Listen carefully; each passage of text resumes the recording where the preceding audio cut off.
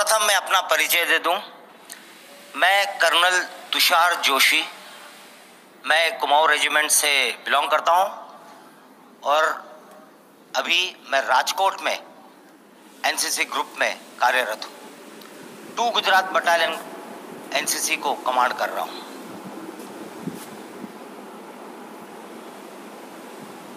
ये मेरा एक अनुभव जो कि गुजरात प्रदेश से काफी संबंध रखता है, ये है गांधीनगर के अक्षरधाम मंदिर का। आपने सुना होगा 2002 सितंबर 24 तारीख को वहां पर 2 आतंकवादियों ने मंदिर में हमला किया था, जिसमें 50-60 लोगों को मार दिया गया था बेरहमी से और करीब 80 लोगों को हॉस्टेज ले लिया था। उस वक्त मैं मेजर तुषार जोशी हुआ करता था और मैं एनएसजी ब्लैक कैट कमांडोज में तैनात था। स्क्वाड्रन कमांडर था वहां पर 2 स्क्वाड्रन का, जो कि एक ब्लैक कैट कमांडो का एक स्क्वाड्रन होता है। उस दौरान तब मैं मानेसर हरियाणा में वहां पे पोस्टेड था। जब ये कांड हुआ उस वक्त हम लोग मानेसर में थे। मैं अपने कुछ शाम के परेड के बाद, जैसे आपके अभी ये शाम जो परेड होती है इस तरह की कुछ परेड थी हमारी, वो करके घर पहुंचा ही था। आते ही खबर मिली मेरे रेडियो सेट पे, मेरे फोन पे, तब तो मोबाइल नहीं होता था, कि इस तरह से कुछ अटैक हुआ है और आपने निकलना है। मैं अलर्ट स्क्वाड्रन कमांडर था। मैं जिस हालात में था उसी हालात में घर से निकला और सीधा पालम एयरपोर्ट दिल्ली के लिए रवाना हुआ। साथ में मेरी टुकड़ी जो थी वो भी अपने हमारी गाड़ियों में बैठ के एयरपोर्ट पे पहुंच गई। वहां पर हमारे लिए फौजी जो प्लेन होता है IL-76 वो तैयार था।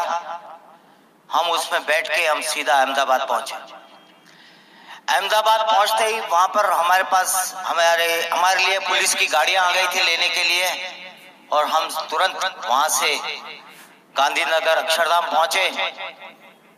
और हवाई जहाज के दौरान मैंने अपने कमांडोज को ब्रीफ किया। मैंने उनको सिर्फ ये बताया कि है ना, मुझे सिर्फ इतनी खबर मिली है कि यहाँ पर ऐसा ऐसा हुआ है, और मैंने टीवी ऑन किया था और टीवी में मैंने देखा है कि एक अक्षरधाम मंदिर, मुझे अक्षरधाम मंदिर भी पता नहीं था तब। एक अक्षरधाम मंदिर है गांधीनगर में, वहां पर आतंकवादियों ने हमला कर दिया है और वहां और हॉस्टेज ले रखे हैं, बंधक बना रखे, उनको हमने छुड़ाना है। ये तकरीबन शाम को 5 बजे की बात है, 24 सितंबर 2002 को। हम वहां से पहुंचे गांधीनगर, पहुंचते पहुंचते 10, साढ़े 10, 11 बज गए थे। वहां पहुंचने के बाद वहां पर जो ऑपरेशनल रिस्पॉन्सिबिलिटी होती है वो मुझे हैंडओवर कर दी गई। तब के आईजी थे मिस्टर चक्रवर्ती, उन्होंने मुझे ब्रीफ किया लास्ट में कहां पर उन्होंने आतंकवादियों को देखा। मैं आपको कुछ फोटोज दिखाऊंगा मेरे बताने के बाद, मेरी पूरी इसके बाद आपको बताऊंगा तो आपको अपने आप ज्ञात हो जाएगा। उन्होंने मेरे को हैंडओवर करने के बाद उन्होंने ये बताया कि यहाँ पर पुलिस के कई 3-4 कमांडोज शहीद हो गए हैं, और आखिरी बार जब देखा था तो 15 मिनट पहले एक वहां पे जो ऊपर के जो परिक्रमा है उधर देखे गए थे। उसके बाद 15 मिनट से कोई फायरिंग आई नहीं है। मेरे लिए एक बहुत ही चैलेंज वाली बात थी कि अब मैं इतने बड़े मंदिर में ढूंढूंगा। मुझे कोई आइडिया नहीं था मंदिर के बारे में, मुझे सिर्फ जो ब्लोअप और जो मॉडल था उस पर बताया गया था, बाकी मुझे कोई ज्ञात नहीं।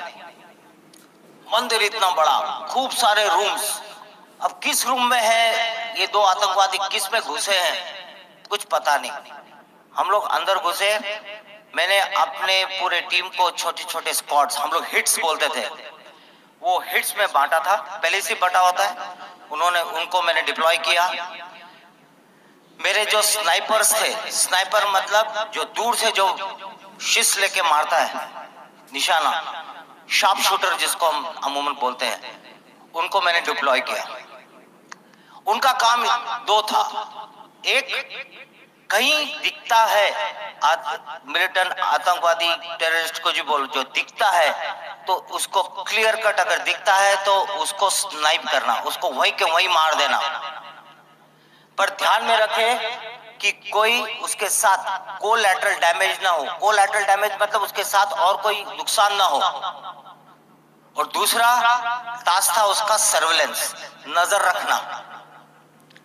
इनको मैंने मुनासिब जगह पे मैंने डिप्लॉय किया और मेरे हिट्स बाएं से और कुछ हिट्स दाहिने से ये सर्च करना शुरू किया। अब रूम में सर्च कैसे करें? हर रूम में तक घुसना मुश्किल था। मुश्किल नहीं मतलब पता नहीं था किस कमरे में है, तो हमें हर रूम में स्पेकुलेटिव फायर करना पड़ा। मतलब ऐसा फायर करके अंदर चेक करना पड़ा कि अगर हम फायर करेंगे तो मिलिटेंट पक्का उल्टा फायर करेगा हम पर, और इससे पता लग जाएगा कि उनकी लोकेशन आइडेंटिफाई हो जाएगी। तो इस तरह से हमने एक एक रूम चेक करना शुरू किया। आप अगर अक्षरधाम मंदिर में गए होंगे तो आपने देखा होगा दाहिनी तरफ एक हॉल है, ऑडिटोरियम, जिसमें पिक्चर दिखाते हैं, और उसके बाजू में एक टॉयलेट है। आप अगली बार कब जाओगे तब ध्यान रखना मेरी बात। जब अंदर घुसते हैं दाहिनी तरफ के फ्लैंक में एक ऑडिटोरियम है जहां पर पिक्चर दिखाई जाती है स्वामी नारायण जी के ऊपर, उसके बाजू में एक टॉयलेट है। जब सर्च कर रहे थे तो सर्च करते करते जब वो टॉयलेट के अंदर मेरी एक फर्स्ट और सेकंड मैन की एंट्री हुई, फायर करते करते अंदर से रिटर्न रिटेलिटरी फायर आया। फायर आते ही समझ गए कि अभी इसमें है। अंदर जब मेरे उन्होंने अंदर फ्लैश बैंग डाला। फ्लैश बैंग यानी एक ग्रेनेड होता है जिससे अंदर डालते ही वो खूब लाइट करता है, जिससे आंखें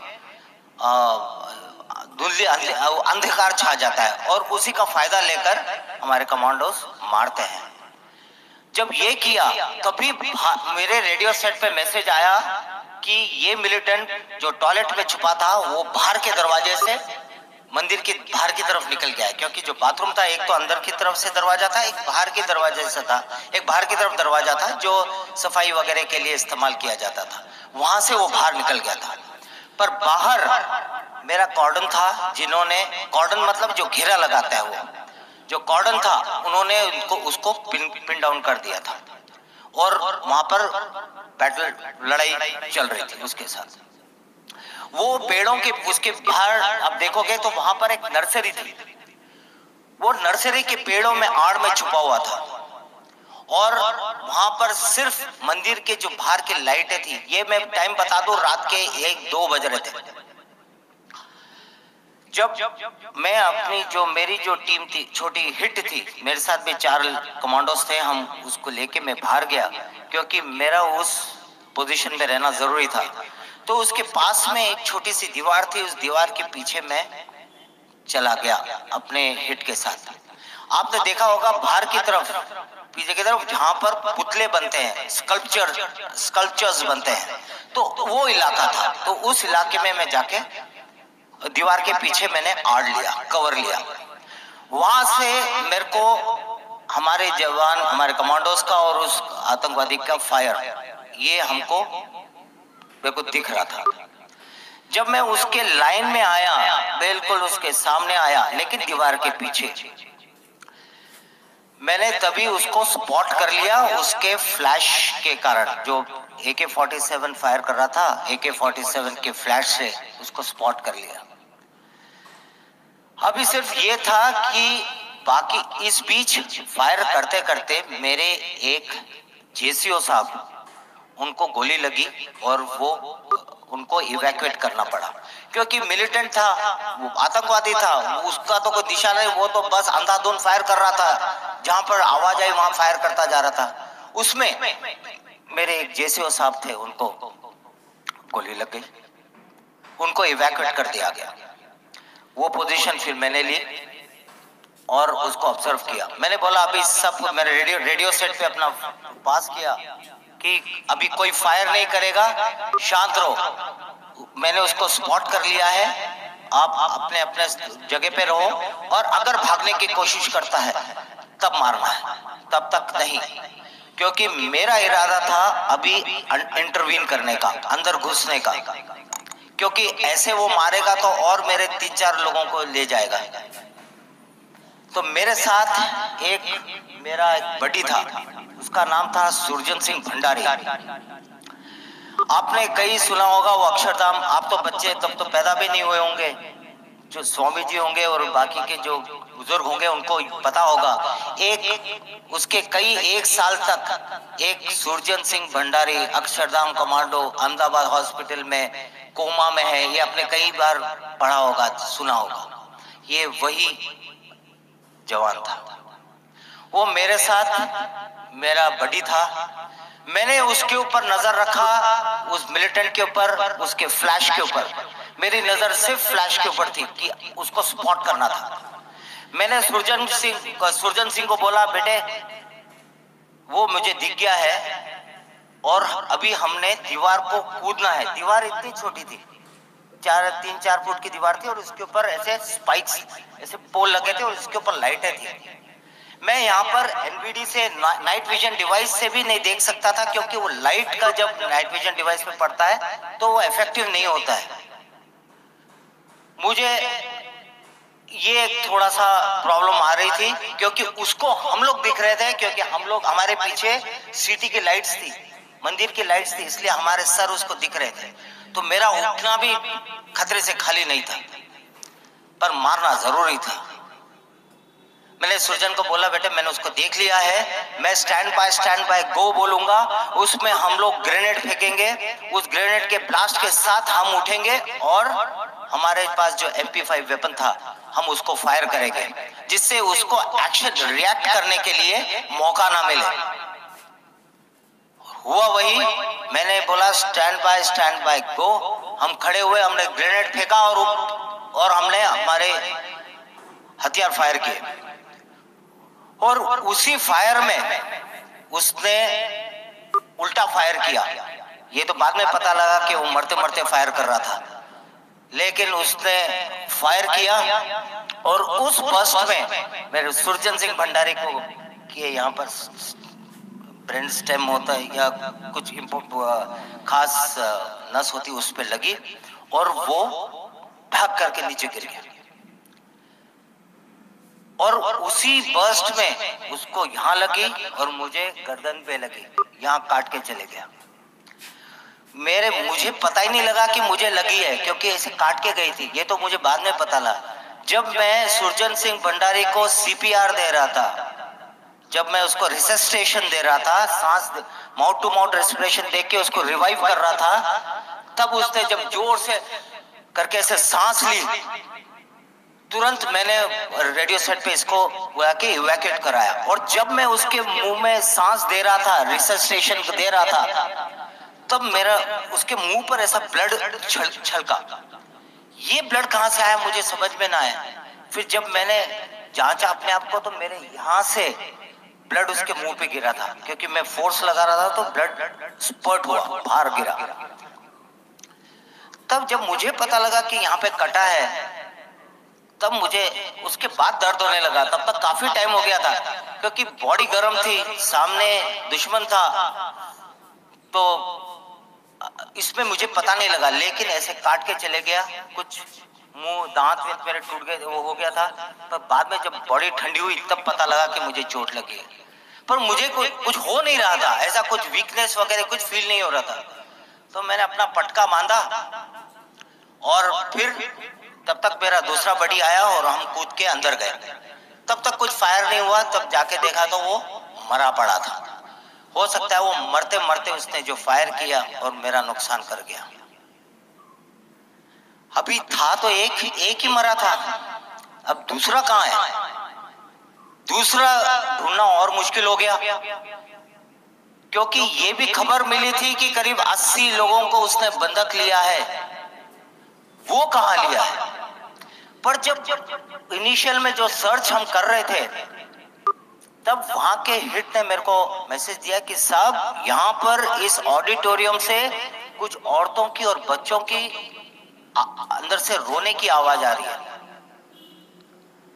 तब मुझे लगा कि ये हो न हो, ये वहीं हो सकता है, क्योंकि बाकी के कमरे तो हमने सर्च कर लिए थे। मेरी टीम उस कमरे को कॉर्डन कर लिया, एक बाहर का कॉर्डन लगा था, क्लोज इन हो गए, पास में पहुंचे।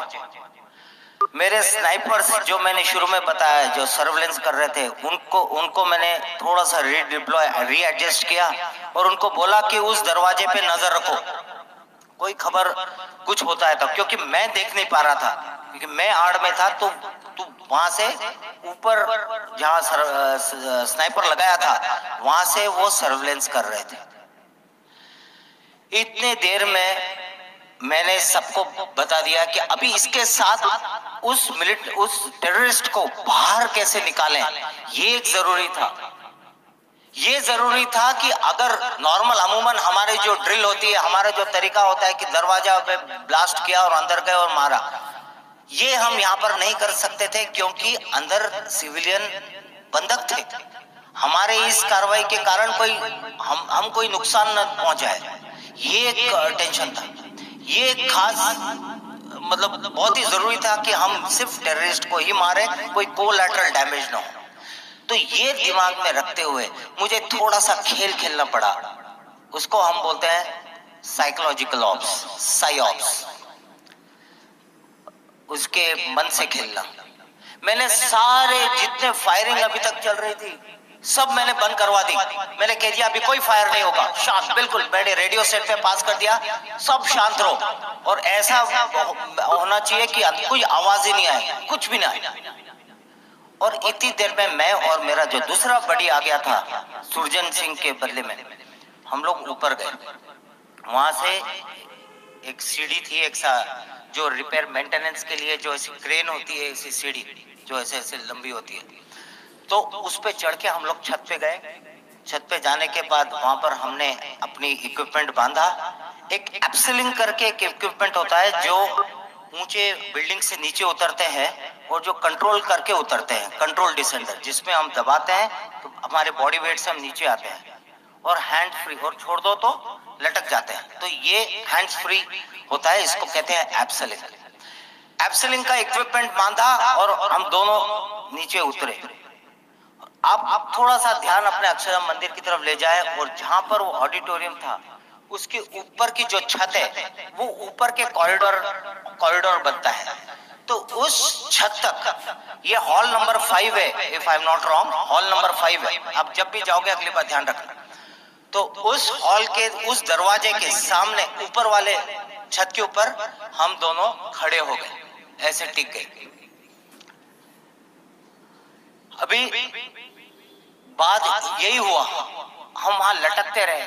मेरा प्लान था कि अगर वो दरवाजा, क्योंकि था वो एक ही दरवाजा, बाहर आना था तो उसी से ही, और उस दरवाजे को मेरे स्नाइपर ने कवर कर रखा था और मेरे हिट्स ने भी कवर कर रखा था। पर स्नाइपर को मैंने हुक्म दिया था कि अगर वो अकेला क्लियर दिखता है तो मारना है। हम करीब 10, 15, 20 मिनट हम लोग लटके रहे। जैसा हार्नेस बनता है पूरा, बनने के बाद ऐसे हम लटके रहे पकड़कर। थोड़ी देर के बाद 15-20 मिनट बाद मेरे सर्वेलेंस का मैसेज आया कि साहब वो दरवाजे से बाहर आए हैं, 2 लोग हैं, एक के हाथ में हथियार है, उसने लाल टी शर्ट पहना हुआ है, आपके बाएं है। आप उतरोगे तो आपके बाएं होगा, दाहिनी तरफ एक लेडी है, वो एक लेडी को बाहर लेके आया था, एक महिला को बाहर लेके आया था। ये चेक करने के लिए इतना बाहर शांत कैसा हो गया, आवाज बंद कैसे हो गई, क्योंकि वो भी इंक्विजिटिव था कि क्या हो गया बाहर कुछ शांत। अभी तक तो इतने धूम धड़ाका हो रहा था, गोलीबारी हो रही थी, अभी एकदम शांत कैसा हो गया। तो वो देखने के लिए वो दरवाजा खोल के वो बाहर आया। और वो कॉरिडोर की चौड़ाई कितनी होगी, इतनी, एक 4 मीटर 5 मीटर बस। मैं उसके मेरा प्लान था उसके सामने उतरकर उसको मारने का। लेकिन जैसे ही मेरे साथ जो था उसका नाम था दुर्गा। मैंने उसको बोला, दुर्गा तेरे को डर तो नहीं लग रहा है? तो बोला साहब आप हो मेरे साथ, मुझे डर किस बात का।